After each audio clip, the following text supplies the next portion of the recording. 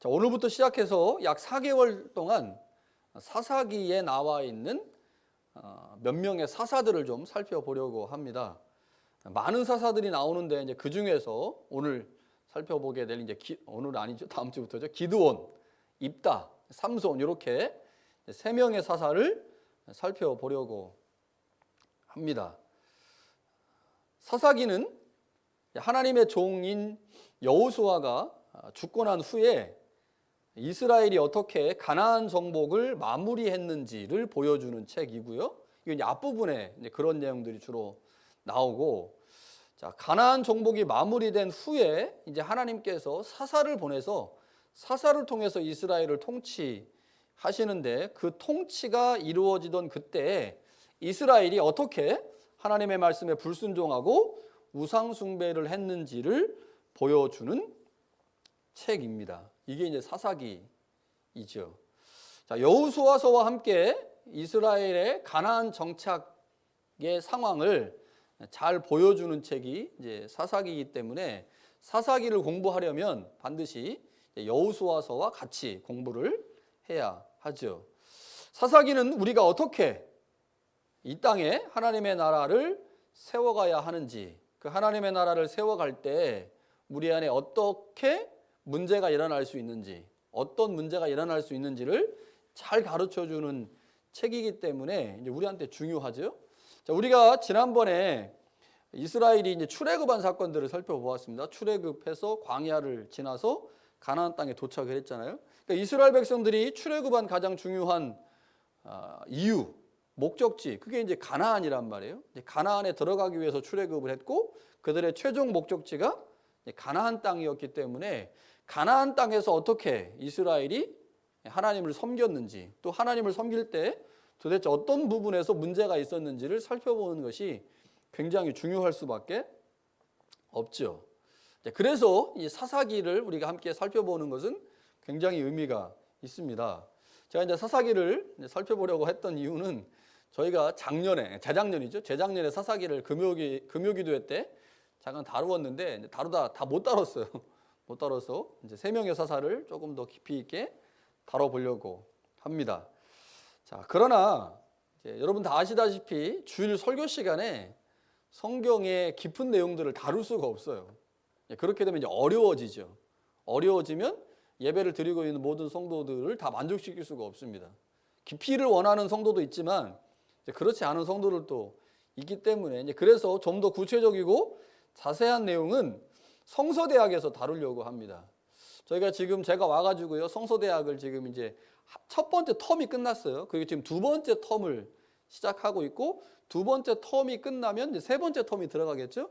세 번째 텀에 모세오경을 살펴볼 거고요. 그 다음에 역사서를 살펴볼 거예요. 그 역사서를 살펴볼 때 여호수아 사사기를 보려고 합니다. 그 역사서 살펴볼 때 여호수아 사사기를 좀 볼 거고요. 그때 조금 자세하게 말씀을 나눌 수 있을 것 같은데, 아마 대략 2023년 4월에서 6월이 될 것 같습니다. 제가 이제 정리를 좀 해보니까 2023년 4월에서 6월, 그러니까 2년 후에 사사기를 성서대학에서 다룰 거고요. 창세기도 이제 성서대학에서 다루어야 합니다. 2023년 9월부터 11월, 그때 창세기를 성서대학에서 다루려고 해요. 제가 창세기를 지난주에 제가 설교하고 나서 집에 가서 좀 막 머리를 좀 주워 뜯었습니다. 왜냐하면 길게 했더라고요, 설교를요. 35분 안에 맞춰야 되는데 42분 정도를 설교를 했더라고요. 그래서 이제 왜 이렇게 설교를 길게 했나 생각을 해보니까 창세기 3장 우리가 이제 지난주에 다루었던 부분들을 사실은 3번에 걸쳐서 설교를 해야 되는 부분인데, 제가 1월 달에 창세기 3장을 끝내려고 분량을 좀 많이 한 것 같아요. 그러다 보니까 좀 길어졌고요. 그러다 보니까 조금 더 자세하게 다루지 못한 부분들이 좀 있고, 그래서 다음 창세기 성서대학에서 이 3장을 좀 자세히 다루면 좋겠고요. 지난주에 했던 설교는 하나님의 심판을 다른 관점에서 볼 수 있다. 그러니까 저주가 아닌, 심판이 아닌 다른 관점에서 볼 수 있다라고 하는 것을 이제 보여준 정도로 생각하시면 될 것 같고요. 그런 방식으로 이제 볼 수도 있다라고 하는 정도로 기억을 하시고 본문을 보시거나 또 설교를 다시 들으시면 좋을 것 같습니다. 자, 사사기를 이제 좀 나눌 때요. 사사기를 나눌 때 뭐 여러 방식으로 나눌 수 있겠지만 사사를 중심으로 나눌 때 두 부분으로 나눌 수 있습니다. 기드온이라고 하는 사사를 중심으로 해서 기드온 이전 그리고 기드온 이후로 나눌 수가 있습니다. 자, 기드온 이전의 사사들을 보면요. 기드온 이전의 사사들, 그러니까 기드온과 우리가 살펴보게 될 입다, 삼손 이렇게 세 명의 사사하고요. 그 이전에 있었던 예를 첫 번째 사사였던 온니엘이라든지 삼갈이라든지 아니면 드보라 같은 이렇게 두 부류로 이렇게 나눠 보면 그 전에 나와 있던 기드온 앞에 나와 있던 사사들은 사사들이 사역할 때 이스라엘 안에 큰 문제들이 있었지만 사사 자체가 문제는 없었습니다. 그러니까 이 사사가 출현한다고 하는 것은 이스라엘이 우상을 숭배하고 하나님을 배반하고 하나님을 떠났기 때문에 하나님이 그것에 대한 반응으로 이방 민족을 일으키셔가지고 이스라엘 백성들에게 고통을 주시는 거예요. 그럼 이스라엘 백성들이 고통을 받고 있다가 이렇게는 못 살겠다. 하나님 도와주세요. 하나님 살려주세요. 그러면 하나님이 그 소리를 듣고 사사를 보내시는 거거든요. 그러니까 사사가 출현한다고 하는 것은 이스라엘이 하나님을 지금 잘못 섬기고 있다. 그래서 그것에 대한 대가로 이방 민족의 침입을 받았다라고 하는 겁니다. 그런데 그 앞에 있는 사사들, 온니엘, 삼갈, 그 다음에 드보라 같은 사사들은 사사 안에 문제는 없었습니다. 그러니까 이스라엘에게 문제가 있었지만 사사에게는 문제가 없었거든요. 자, 그런데 오늘부터 살펴보게 될 기드온, 입다, 삼손은요, 하나님이 그들을 사사로 선택해서 보내셨지만 그들 안에 부정적인 요소들이 발견돼요. 그러니까 기드온도 그렇고요, 입다도 그렇고요, 삼손도 그렇고 사사 안에 문제가 있어요. 사사 안에. 그래서 이제 기드온을 중심으로 기드온 이전의 사사들은 사사들 안에 문제가 발생하지 않았는데 기드온 이후에는 사사들 안에 문제가 발생하고 있다고 하는 거죠. 이게 무엇을 의미할까? 사사가 하나님 앞에서 온전한 존재로 서야 하는데 하나님의 사역을 하면서도 사사 안에 문제가 있다라고 하는 것은 그만큼 이스라엘 안에 문제가 심각하다라고 하는 것들을 보여주는 것이죠. 그래서 이제 우리가 이제 기드온, 입다, 삼손을 살펴보는 것이 이제 큰 의미가 있다고 생각이 듭니다. 자, 우리가 이제 계속해서 보겠지만 6장부터 7장에 보면요, 기드온이 완전히 이상적인 인물은 아니지만 그래도 이스라엘의 구원을 감당하기에 부족하지 않은 사사였어요. 6장과 7장에 나오는 기드온의 모습은. 그런데 8장에 가면요, 개인적인 이익을 위해서 사람들을 동원하는 잘못된 지도자의 모습을 보이다가 결국 이스라엘을 우상숭배의 올무에 걸려 넘어지게 만드는 존재가 사사입니다. 그러니까 굉장히 심각한 문제가 드러나는 거죠. 그리고 점점점 기드온은 장을 더해가면서요, 6장, 7장, 8장을 더해가면서 사사인 기드온이 마치 자신이 왕인 것처럼 이렇게 행동을 하는 부분들이 있는 거죠. 자, 이제 몇 주 동안 이제 기드온을 살펴볼 건데요.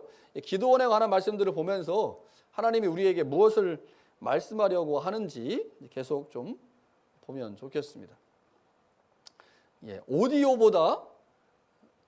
비디오보다 오디오에 신경을 쓰세요. 다음 주에 예배당에 오시면 저의 얼굴을 보면서 예배를 드릴 수 있습니다. 자, 오늘 본문은 기드온 이야기의 전체적 배경을 설명하는 단락입니다. 그래서 이제 기드온에 관한 이야기는 다음 주부터 나오고 기드온이 사사로 일할 때 이스라엘의 상황이 어떠했는지를 설명해 주는 배경 단락이 오늘 본문의 말씀입니다. 자, 사사들이 세워지기 전에 일반적으로 나타나는 현상이 있어요. 그것은 이스라엘의 범죄입니다. 자, 사사기 3장 7절에 보면요, 사사 온니엘이 세워지기 전에 이렇게 말씀합니다. 이스라엘 자손이 여호와의 목전에 악을 행하여 자기들의 하나님 여호와를 잊어버리고 바알과 아세라들을 섬긴지라. 자, 이래서 하나님이 이제 사사를 보내신 거죠. 4장 1절에 보면 사사 드보라가 세워지기 전에도 이렇게 말씀합니다. 이스라엘 자손이 또 여호와의 목전에 악을 행하매. 자, 하나님은 범죄한 이스라엘을 심판할 목적으로 이방 민족을 보내십니다. 그래서 이방 민족의 손에 이스라엘을 넘기고 그러면 이스라엘은 이방 민족 때문에 고통을 받는 거죠. 고통을 받다가 도저히 견딜 수가 없으면 이제 하나님께 살려주세요, 도와주세요 라고 요청을 하고 그때 하나님이 사사를 보냅니다.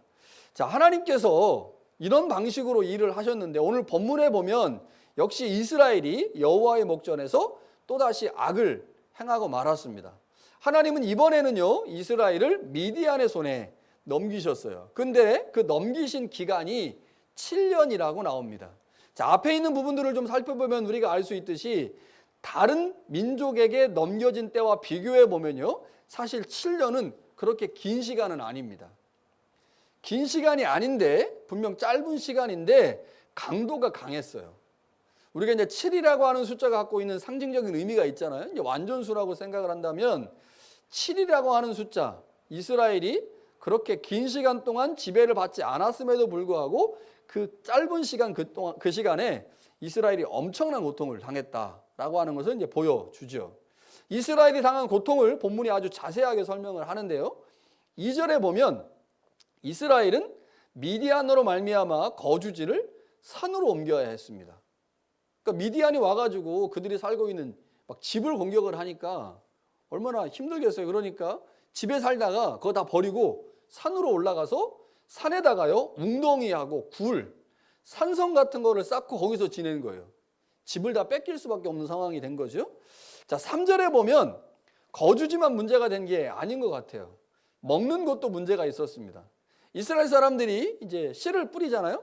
씨를 뿌리면 씨가 이제 자랄 거 아닙니까? 그러면 미디안 사람들이 아말렉 사람들하고요 동방 사람들하고 같이 와가지고 그 씨를 뿌린 것이 열매를 맺을 때쯤 되면 와가 다 쓸어가는 거예요. 다 쓸어가는 겁니다. 그러니까 우리가 이제 집 떠나보면 고생이잖아요. 있는 집 놔두고 산에 가가지고 웅덩이하고 굴하고 뭐 산성산하고 지내는 게 얼마나 힘들겠습니까? 집 자는 것도 힘든데 이제 먹을 것이 있어야 1년을 버티는데 추수할 때쯤 돼가지고 내려가 보면 미디안 사람들이 아말렉 사람, 동방 사람 데려가가지고 다 쓸어가는 거예요. 뭐 얼마나 상황이 힘듭니까? 이 동방 사람들이라고 하는데 이 동방 사람들 본문에 나와 있는 동방 사람들이 아라비아 사막에 가는 유목민들입니다. 유목민들의 특징은 동물을 키우잖아요. 그러니까 와가지고 곡식 쓸어갈 때 그냥 오는 게 아니고 자기들이 가지고 있는 가축대를 끌고 오는 겁니다. 가축대 끌고 오니까 그 가축들이 얼마나 먹어야 되겠습니까? 풀이고 곡식이고 다 먹어요. 그러니까 와가지고 다 털어가는데 털어갈 뿐만 아니라 짐승들이 와가지고 짐승들이 풀이고 뭐 다 먹는 거죠. 그러니 뭐 얼마나 힘이 듭니까? 자, 가축대를 데리고 와서 진을 치고 주둔하면서 경작한 곡식이나 열매를 모두 가져갔어요. 이스라엘의 생계수단인 양, 염소, 소, 나귀도 다 빼앗아 갔습니다. 이렇게 7년을 지내니 이스라엘이 뭐 힘들어서 더 이상 살 수가 없는 거죠. 우리가 읽진 않았지만 오늘 본문에 보면 미디안이 진을 치고 적극적으로 약탈을 했는데 그 수가 얼마나 많았는지 메뚜기 떼 같다 이렇게 표현을 합니다. 메뚜기 떼 같다. 자, 이들의 약탈은 장기적이고 철저한 형태로 이루어졌어요. 한마디로 매우 비참한 상황이 계속해서 벌어진 거죠. 7년 동안이나 아주 극심한 상황으로 이스라엘 백성들이 내몰아진 거죠. 사사기 앞부분에 나오는 다른 이방 민족의 압제와 비교되지 않을 정도로 심각한 상황에 직면한 겁니다. 이러다 보니까요 미디안의 압제가 시작된 지 7년이 되자 이스라엘은 고통을 참을 수가 없었고 결국 하나님께 부르짖게 되었습니다. 이스라엘은 지금까지와는 다른 강도로 압제를 당한 거죠. 자, 그런데 이것은 다른 면에서 볼 수가 있는데 이스라엘이 그 이전보다 훨씬 압제가 심했다고 하는 것은 반대로 뭐를 의미하는 거예요? 그 이전보다 훨씬 타락의 강도가 강했다는 겁니다. 그러니까 사사기는 그 패턴을 유지하고 있어요. 이스라엘이 하나님을 버리고 떠나면 하나님이 이방 민족을 세워서 그들을 심판하시거든요. 그리고 그들이 부르짖으면 하나님이 사사를 세우시고 사사를 통해서 이방 민족을 물리치십니다. 그러면 그 사사를 통한 하나님의 구원이 드러났기 때문에 이스라엘이 하나님의 구원을 경험하고 다시 하나님을 섬깁니다. 그런데 하나님을 섬기고 나서 시간이 일정 부분 지나면 다시 이스라엘 백성들이 하나님이 아닌 우상을 섬기는 거죠. 이 패턴이 계속 반복이 됐는데 이 기드온이 세워지기 전에 이스라엘이 더 심한 압제와 압박을 받았다고 하는 것은 이스라엘이 그 전보다 훨씬 더 하나님을 배반하고 우상을 섬긴 것이 심했다고 하는 것을 보여준 거죠. 우상 숭배가 심했기 때문에 이방인들을 통한 고통의 압제나 강도도 심했다고 하는 것입니다. 자, 궁핍과 고난으로 인해 이스라엘이 하나님께 이제 부르짖었죠. 우리가 읽은 6절에 보니까 이스라엘 자손이 여호와께 부르짖었더라. 열심히 부르짖으니까요, 하나님이 응답을 하십니다. 하나님은 우리의 부르짖음을 외면하지 않는 분이시죠. 그래서 우리가 어떤 방식으로든지 간에 하나님께 기도하면 그 기도를 들어주십니다. 그런데 자, 하나님은 지금까지의 패턴과는 다른 방식으로 반응을 보이셨어요. 그 전까지라고 하는 것은 5장까지의 내용과 좀 다르다고 하는 거죠. 지금까지 이스라엘이 부르짖으면 하나님은 구원자, 즉 사사를 세우시고 그를 보내서 이스라엘을 구원했습니다. 이스라엘이 고통을 받으면 하나님께 기도합니다. 부르짖습니다. 그러면 하나님이 알았어. 그리고 나서 바로 사사를 세워서 사사를 보내시고 사사를 통해서 그 이방민족으로부터 구원을 행하셨거든요. 이게 지금까지의 일반적 패턴입니다. 그런데 이번에는 하나님이 바로 사사를 안 세우시는 거예요. 사사를 세우셔야 돼요. 사사를 안 세우시고 대신에 예언자를 보내셨습니다. 우리가 읽은 본문의 말씀에 보면 예언자가 하나님의 말씀을 대언하는 것을 볼 수가 있죠. 자, 7, 8절에 이렇게 말씀합니다. 이스라엘 자손이 미디안으로 말미암아 여호와께 부르짖었더니 여호와께서 이스라엘에게 한 선지자를 보내시니, 한 예언자를 보내신 거죠. 그러니까 지금까지의 상황과는 다른 방식으로 무엇인가가 지금 진행되고 있다고 하는 것을 볼 수가 있습니다. 자, 그렇다면 하나님은 왜 사사를 바로 보내지 않고 하나님의 사역의 패턴을 바꾸시면서까지 다른 방식으로 일을 하실까? 그러니까 사사를 바로 보내지 않고 예언자를 보내셨다고 하는 거죠. 그 이유가 뭘까? 자, 하나님도 판단하신 거죠.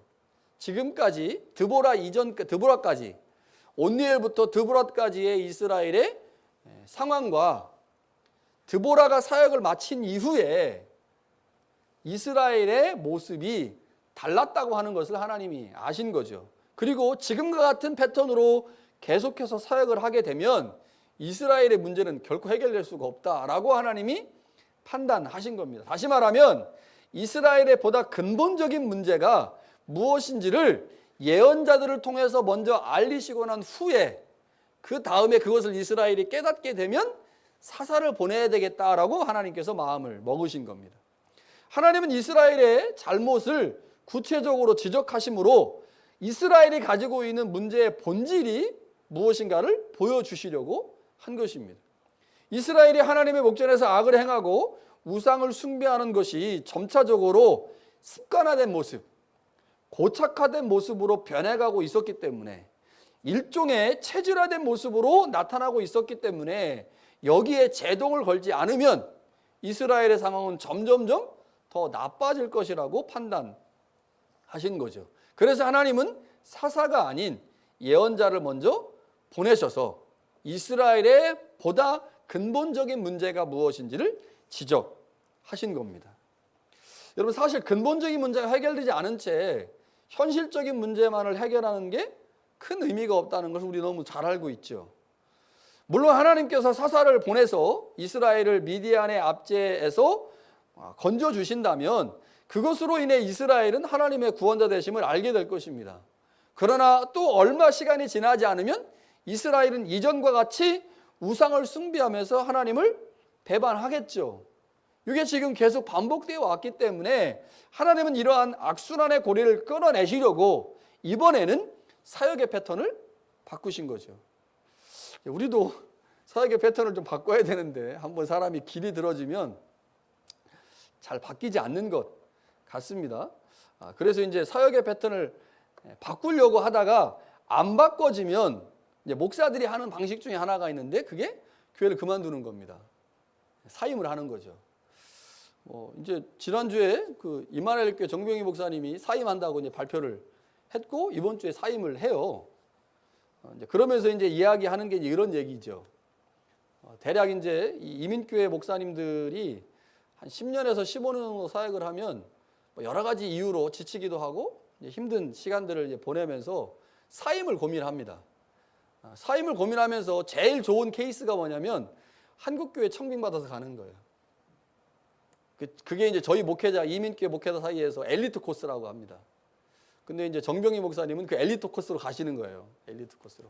이민교회 사회 가시다가 한국교회 청빙받아서 가죠. 아이들 다 양육해서 대학생이고 이제 한 뭐 50 초반 정도 되면 한국교회 가기에 가장 좋은 연령이기 때문에 이제 가장 좋은 코스인데, 그렇게 이제 고민을 하게 되는 이유 중에 하나가 사역의 패턴을 좀 바꿔서 뭔가 교회 생동감이나 어떤 역동성을 좀 넣으면 좋겠는데, 이제 목회라는 게 그렇지가 않더라고요. 한 10년, 15년 정도 하면서 바꿔봐야지, 패턴을 좀 바꿔봐야지라고 해도 안 바뀌어요. 잘 그전에 했던 이제 관성이 있어서 그런지.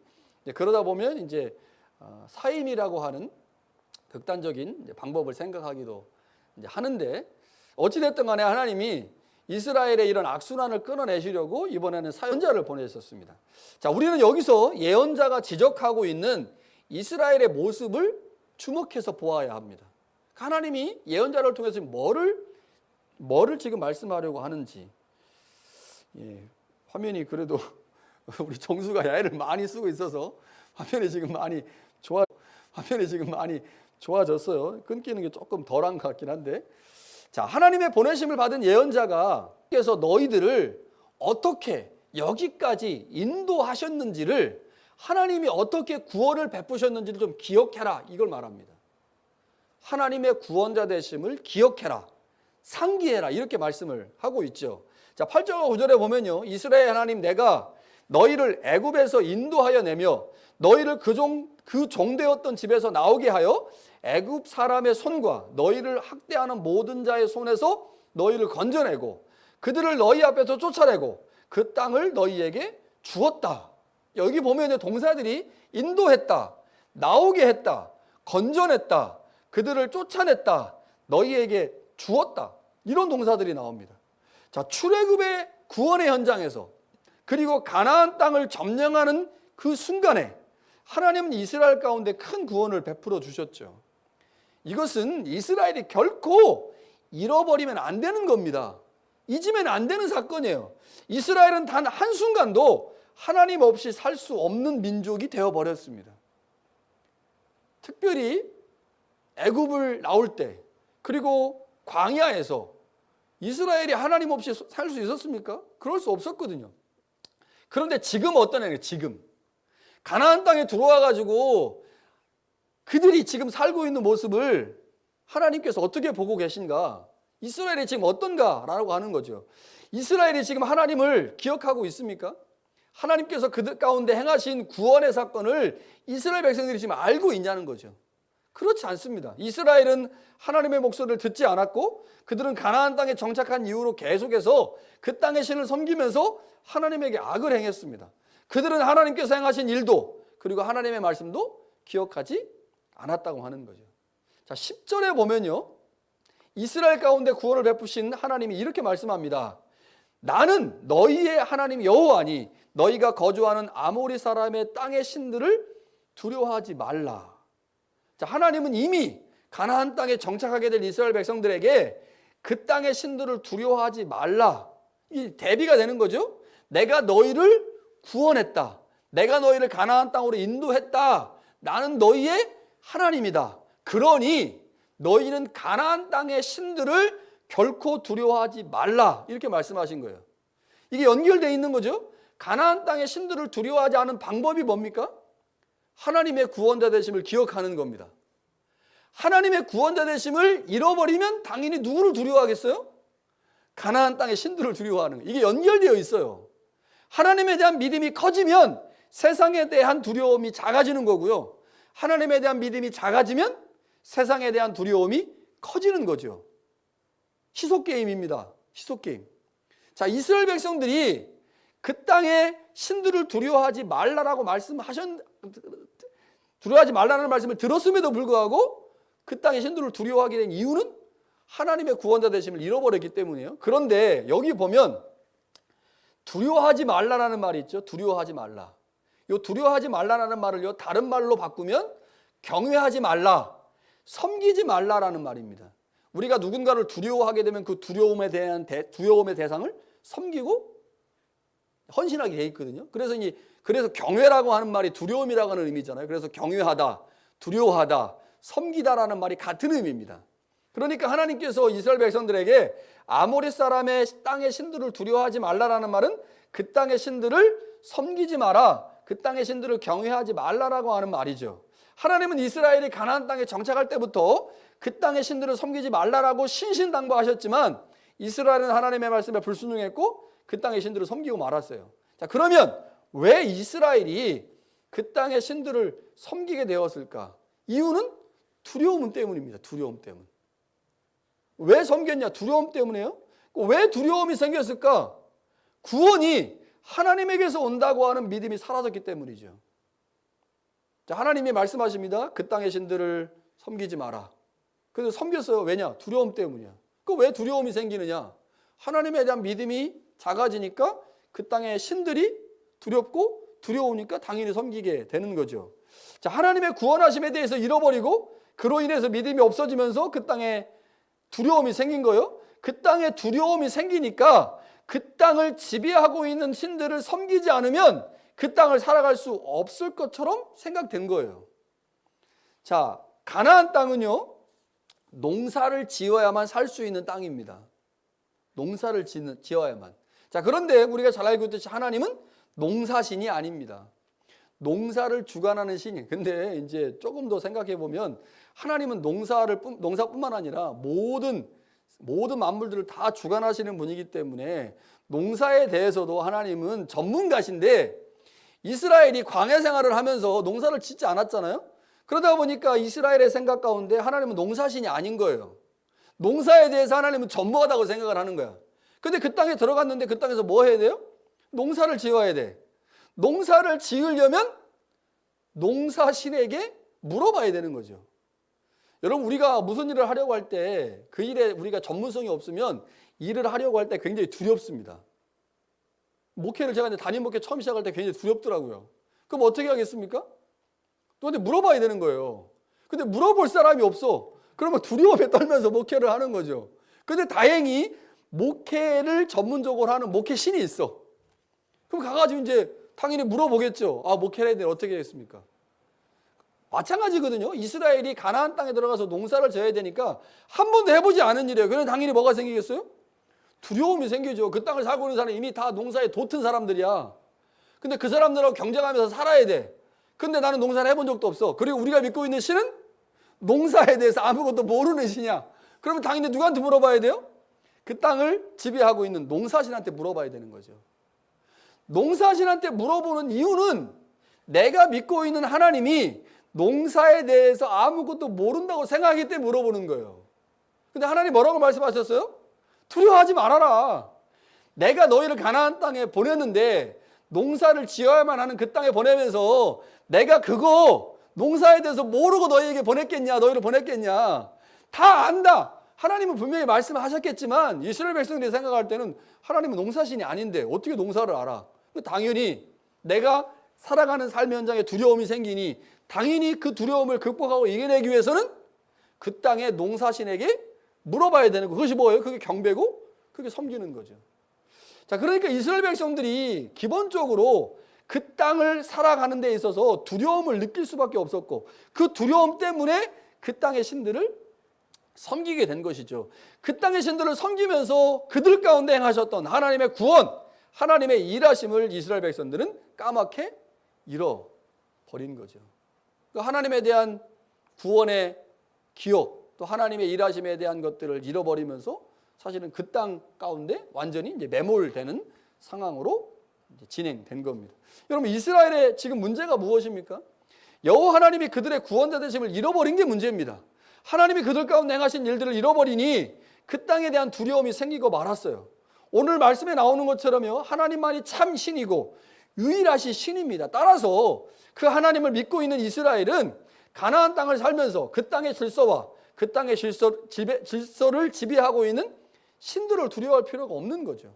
하나님이 그들보다 더 위대한 신이시니 세상의 모든 신들은 다 헛것이고 오직 하나님만이 우리를 창조하시고 구원하신 절대 주인이시니 농사를 지어야 되는 모든 상황도 하나님이 다 알고 계실 것을 믿음으로 나아갔다면, 그것을 믿고 나아갔다면 결코 그 땅을 두려워하지 않았을 것인데, 하나님에 대한 믿음이, 신뢰가 점점점 약해지니 죽을 것 같고, 무서워서 죽을 것 같고, 그래서 그 땅에 신들을 섬기게 된 거죠. 이스라엘이 왜 하나님의 말씀에 불순종함으로 우상을 숭배했는가? 답은 간단합니다. 하나님의 구원자 되심을 망각했기 때문이죠. 하나님에 대한 망각은 가나안 땅에서의 생존을 위해 그 땅의 신을 선택하는 방식으로 발전했습니다. 이스라엘은 그렇게 하나님의 말씀을 떠난, 하나님의 말씀을 배반한 백성이 된 거죠. 점점 더 심각해지는 이스라엘의 상황, 그것을 하나님은 그냥 보고만 있을 수 없었던 거죠. 그래서 예언자를 먼저 보내신 겁니다. 사사를 통해서 구원하시기 전에 먼저 예언자를 보내셔서 지금 이스라엘이 경험하고 있는 그 고난의 근본 원인이 무엇이냐? 그것은 너희가 나를 떠난 것이다. 너희가 나를 버린 것이다. 내가 너희에게 말한 그 말씀을 너희가 실천하지 않은 것이다. 그것을 말씀하려고 하나님이 예언자를 보내신 거죠. 우리가 살아가는 삶의 현장에 참으로 많은 일들이 일어납니다. 재미있고 즐거운 일도 있고요, 심각한 일도 일어나죠. 문제가 일어납니다. 그러면 그 문제를 해결하기 위해서 동분서주하는 게 우리의 모습이죠. 그런데 진정한 문제 해결은 문제를 일으킨 근본 원인이 무엇인지를 찾는 것에서 시작됩니다. 도대체 이 일이 왜 일어났을까? 특별히요, 어떤 일들이 계속해서 반복해서 일어나는 경우들이 있잖아요. 일어나고 또 일어나고 또 일어나고. 그래서 이런 얘기를 해요. 저도 이제 한 교육전사부터 해서 25년 정도 했는데, 이제 목회자들이 교회를 옮기잖아요. A란 교회에서 있다가 이제 B란 교회로 옮겨요. 또 C란 교회로 옮기고, A란 교회에서 문제가 일어나서 B란 교회로 옮겼어요. 근데 B란 교회로 옮기면서 이런 생각을 하는 거죠. 아, 나는 이제 B라는 교회에 가서 절대로 A란 교회에서 있었던 문제를 일으키지 않겠다. 그런데요, B라는 교회에 가면 똑같이 A란 교회에서 있었던 문제가 드러납니다. 그것 때문에 B란 교회를 사임하게 돼요. 그리고 C라는 교회에 가요. C라는 교회 가면 똑같이 문제가 일어나요. 이상하더라고요. 제 얘기입니다, 제 얘기. 다른 사람 얘기가 아니고. 그래서 A라는 교회, A, B, C라는 교회를 옮기면서 계속 동일한 문제가 발생을 하면서 그 문제를 해결하려면 도대체 그 문제가 왜 일어나는지, 그 원인을 정확하게 파악하지 않으면 그 고리를 끌어낼 수가 없더라고요. 그러니까 보다 근본적인 원인이 무엇인지를 찾아내지 않으면, 다시 말하면 겉으로 드러나는 일에만 집중하게 되면 그 문제가 일어난 이유를 찾지 못하게 되고 결국 해결이 안 됩니다. 그러니까 계속해서 동일한 문제가 반복이 되는 거죠. 근데 또 재미있는 건요, 참 재미있는 거, 제가 누군가 이렇게 보면 저 사람 저 문제가 계속 반복되는 거 보니까 저 사람은 저게 문제야. 저 사람은 저게 문제야. 저 사람은 저게 문제야. 남 문제는 너무 잘 알아요. 남의 문제들은. 근데 지 문제는 몰라. 지가 지 안에 있는 문제들은 몰라요. 그래서 자기가 자기 문제를 모르기 때문에 자신의 문제를 해결하려면 다른 사람의 말을 들어야 되는데, 자신의 문제를 해결하지 못하는 사람 치고 다른 사람 말을 안 듣습니다. 제가 그래요, 제가. 그래서 해결이 안 되는 거야. 똑같은 문제가 계속 반복되는 거죠. 여러분, 하나님의 말씀을 잘 들어야 되고요, 다른 사람의 말도 잘 들어야 됩니다. 여러분, 이스라엘이 문제 해결을 해야 되죠. 근본적인 문제 해결 방법이 뭡니까? 특별한 것이 없습니다. 뭐예요? 하나님이 지금까지 이스라엘에 계속 말씀하셨던 거예요. 내가 너희의 구원자다. 내가 너희의 구원자다. 내가 애굽에서 너희를 인도했고 광야에서 인도했고 가나안 땅에 정착하게 했다. 그리고 내가 너에게 부탁한 것, 신명기를 통해 얼마나 강하게 부탁하셨습니까? 가나안 땅의 신들을 섬기지 마라, 이거예요. 이거 이스라엘 백성들이 안 들었던 겁니까? 아니요, 이미 들었던 거고 다 알고 있는 거예요. 문제는 뭐예요? 기억하지 못하고 있다고 하는 겁니다. 잃어버렸다고 하는 게 문제인 거지, 이것을 못 들었기 때문에 혹은 알지 못하기 때문에 문제 해결이 안 되고 있는 게 아니라고 하는 거죠. 여러분, 우리 어떻습니까? 우리도 똑같아요. 하나님의 말씀을 통해, 성령을 통해, 영적인 동역자들을 통해서 우리는 이미 하나님이 우리의 문제를 어떻게 해결하시려고 하는지, 문제 해결의 방식이 무엇인지 우리는 이미 다 알고 있습니다. 다 알고 있어요. 문제는 다른 방식으로, 세상 방식으로, 나의 방식으로 해결하려고 하다 보니까 하나님께서 말씀하신 방식이 기억나지 않을 뿐입니다. 기억나지 않을 뿐이에요. 그래서 여러분 기독교 신앙에서 정말 중요한 것 중에 하나가 기억하는 겁니다. 제가 성만찬 할 때도 몇 번 말씀드리지만요, 예수님께서 하신 성만찬은 기억하는 게 중요해요. 기억하는 게. 하나님의 말씀을 기억하는. 그래서 우리가 맨날 왜 말씀드렸습니까? 일주일에 한 번씩 혹은 성서대학을 통해서 계속해서 우리가 하나님의 말씀을 보고 읽고 듣는 이유는 기억하려고 하는 거예요. 기억하려고. 왜냐면 우리는 자꾸 까먹으니까. 한 5년 전에 봤던 드라마요, 다시 보면요 새롭습니다. 완전히. 야, 이런 게 있었나. 5년 전에 봤던 영화 다시 보면요 진짜 새로 보는 것 같아요. 금방 까먹습니다. 그래서 우리는 계속해서 보고 또 보아야 하는 거죠. 이제 우리의 삶의 현장에서 일어나는 많은 문제들을 해결하기 위해 하나님이 우리 가운데 이미 베푸신 은혜와 이미 말씀하신 그 말씀에 집중해야 하는 거죠. 자, 기드온의 사역을 통해서 이스라엘에 많은 문제들이 발생하고 많은 문제들이 일어난 것들을 알 수가 있는데, 어떻게 해결할 것이냐? 하나님이 하신 일들을 다시 기억하는 겁니다. 다시 듣는 거죠. 자, 하나님에 대한 믿음이 약해질 때 상대적으로 세상에 대한 두려움이 커집니다. 하나님에 대한 믿음이 커지면 세상에 대한 두려움이 작아지고, 하나님에 대한 믿음이 작아지면 세상에 대한 두려움이 커지죠. 내 삶에 관심이 너무 많다 보면요, 그것 때문에 하나님의 말씀에 관한 관심이 주저릴 수밖에 없죠. 중요한 것은 하나님에 대한 믿음을 크게 하는 거죠. 강단을 통해 선포되는 하나님의 말씀을 통해 지금까지 우리와 함께 하신 하나님, 우리에게 구원을 베푸신 하나님을 기억한다면, 그리고 그 하나님에 대한 신뢰를 끝까지 보일 수만 있다면, 하나님께서 우리 가운데 이미 삶의 현장에 문제 해결의 실마리들을 허락하셨다는 것을 알게 될 것입니다. 여러분, 우리가 살면서 참 많은 일들을 겪으면서 많은 문제들을 만나게 되는데, 우리의 삶의 문제들, 그 문제들을 해결할 수 있는 방법이 이미 우리의 삶 안에 하나님의 말씀 안에 녹아져 있다고 하는 것들을 기억하시고, 이번 한 주간 하나님 안에서 여러분의 문제와 어려움들이 해결되는 경험들을 할 수 있기를 간절히 축원합니다.